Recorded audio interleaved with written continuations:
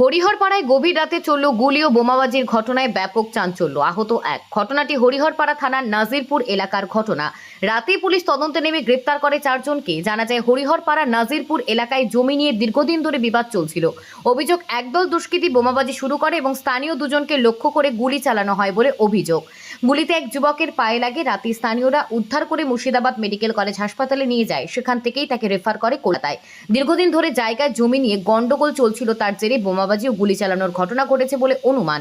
ঘটনার রাত্রেই পুলিশ তদন্তে নেমে 4 জনকে গ্রেপ্তার করে। উদ্ধার হয়েছে আগ্নেয়াস্ত্র। ধৃতকে আজ মঙ্গলবার আদালতে তোলা হবে। আপনি এসেছেন কোথায়? আমি এসেছি বাপ ভাইয়ের গাছের বাড়ি, আমাদের এটাও জানা। হ্যাঁ, কি ব্যাপার আসলেন? এই শুনি কি শুনেছেন? শুনেছি সেই গুলি করে মেরেছে। তাই কাকে মেরেছে? এটা আমার ছোট ভাইয়ের জামাই। ছোট ভাই জামাই। ওই শুনে আসলেন? হ্যাঁ। আপনার বাড়ি কোথায়? আমার বাড়ি বাসা বুঝতে পারছি না। হ্যাঁ, দুলুপুরে যাও। দুলুপুরে? আচ্ছা। ঘটনা কি হয়েছে বলেন? ঘটনা ঝামেলা হয় সব। কি নিয়ে ঝামেলাটা কি নিয়ে? সেটা মেয়েছিলাম বলতে পারবো সবটা। কি জানেন আপনি? ঝামেলা ওরা পাঠাপাঠি সব ঝামেলা করে। কি পার্টি করে? ওই তো সবই তৃণমূল এবার ভাগ হয়েছে, হুম। ওই ঝামেলা করে। কি হয়েছে রাতে? কি হয়েছে? মাটির ব্যাপার ওইলি ঝামেলা। কার মাটি? মাটি অন্যজন সব কোন কালে সব কিনেছে তাই সব নিয়ে হ্যাঁ, দিয়ে ওইলি তো ঝামেলা। তো ওই মাটি কি হয়েছে? ওমাটা এখন জোর দখল করবে ওরা করে খাবে, আমাদের কাছ থেকে জোর দখল করে নিতে আসছে ওরা। হ্যাঁ, এই সমস্যা এসে মারপিট শুরু করছে। মারপিট কেন? কেন ওই যে মাটি জমি এখন ওরা জোর করে আমাদের কাছে জোর দখল করে খাবে তা থেকে। কোথাকার মাটি? ওই এই পাকা রাস্তার ধারে। কে কিনেছিল? কে কিনেছিল? আমাদের ছেলপিলি কিনেছিল। কি নাম? কি নাম? কালুরা, কালু।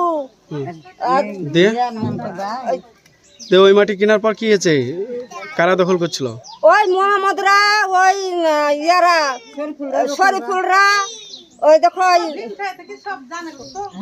দিন গায়ের মানুষ তো ভুলে গেছে এখন নাম। হ্যাঁ, দিয়ে কি হয়েছে? দিয়ে ওরা সব ধরে মানে ঘরে ঘরে মামা আমার মামু, আমার ভাইপোদের মামু, এটা আমার ভাইপো হচ্ছে গেলাম। মামুরা দেখেন ভেঙে দেখে মারছে বারবার এসে। ওই দখল করা নিয়ে? হ্যাঁ, ওই দখল করতে আসছে,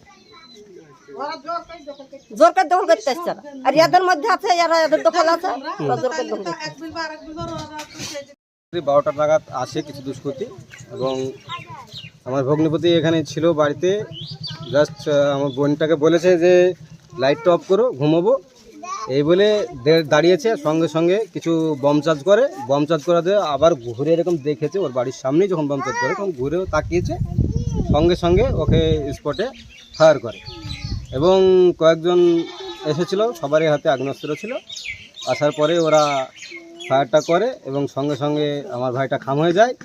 কিছুটা একলা দৌড়ে আসেও যে ও আরও ওর ভাইদের কাছে যে আমাকে বাঁচাতে বলে আসে। তখন ওর ভাইরা তুলে হসপিটালে পাঠানো হয় এবং এখন ওকে কলকাতা ট্রান্সফার করা হয়েছে। আর আশঙ্কাজনকভাবে তার বাচ্চা ছেলেপিলে 3টে আছে, তারা আশঙ্কাজনকভাবে আছে। তারা আপনারা দেখুন যে কেন মারলোটা কেন? মারার কারণ এখন তো বলতে পারছি না। গ্রামে তো অনেকদিন থেকে কিছু জমি সম্পর্কে ঝামেলা চলছে। আর আপনার ওকে ব্যক্তিগতভাবেও কিছু টর্চার করেছে। সাধারণ ছেলে, স্কুলের ড্রাইভারি করে খায়, সেই ছেলেকে এইভাবে মারা হয়েছে। আর পার্টির একটা বিষয় আছে, যে পার্টিটা ও তৃণমূলের এক পক্ষে করতো, যেটা আপনার এর আগে একই জায়গায় ছিল। তৃণমূলের কি ছিল?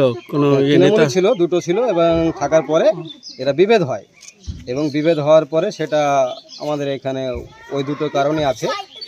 কি কারণ? বিভেদটা কি নিয়ে হয়েছিল? বিভেদটা কি নিয়ে এই মুহূর্তে আমি সেটা বলতে পারছি না। মানে তৃণমূলে কি দুটো এখানে দল আছে? দুটো হয়ে গেছে। একটা ছিল ওরা এসইউসিআই ছিল, সেখান থেকে নতুন করে কদিন হলো পতাকা ধরেছে।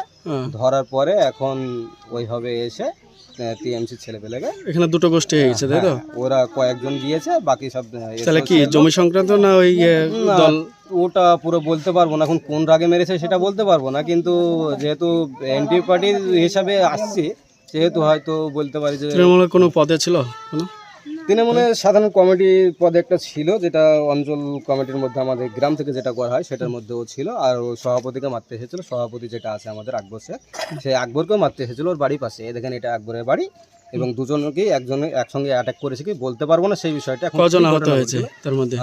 দুজন। আকবর সঙ্গে সঙ্গে যেভাবে বেরিয়ে যায় হুম। এবং আকবর ওকে নিয়ে কলকাতা চলে যায়, বাকি একজনই ওখানে হয়, বাকি আমরা যে যতটা পেরেছি হসপিটালে তুলে গেছি, এটুকুই, আর কিছু বলতে পারছি না। এই যে বাকিটা জানি না। রাত্রে এরকম ধরনের যে কতটা আতঙ্কে সব? প্রচুর আতঙ্কে থাকবেই, কারণ বাচ্চা ছেলে। আমাদের অনেক বছর থেকে, আমাদের বাপ দাদাদের আমল থেকে জেনে আসছি এই গ্রামে কখনো ফায়ার বা কখনো বম ব্লাস্ট হয় না বা হয়নি। সেটা আজ অনেক দিনকার রেকর্ড, প্রায় 70-75 বছর আগেও শুনেছি যে বাপ দাদাদের থেকে শোনা যায়। কি গ্রামের মানুষজন বেরোচ্ছে? গ্রামে মানুষজন ওদের ভয়ে বেরোতে পারছে না, বেরোলেও একটু লুকিয়ে চড়ে বেরোচ্ছে। যেমন পুলিশ আছে? হ্যাঁ, পুলিশ থাকছে, কখনো কখনো একটা গাড়ি আসছে। এতে কেউ আটক বা গ্রেপ্তার হয়েছে নাকি কাউকে? এতে দুজন গ্রেফতার হয়েছে শুনলাম, তো আমি নাম বলতে পারলাম না এই মুহূর্তে। কি নাম তোমার?